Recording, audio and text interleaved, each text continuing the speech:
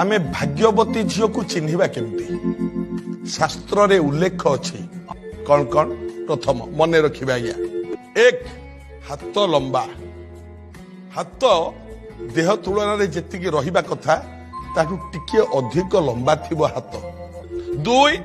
पादर आंगुठी गुड़िक मोटा मोटा एवं लगा लगी हेकी थिबो छाड़ छाड़ ही नथिबो तीन कानटा देखा लाल लाल देखा पड़ुथबो सब कानटा लाल रंग आसुथबो अल्प लाल चार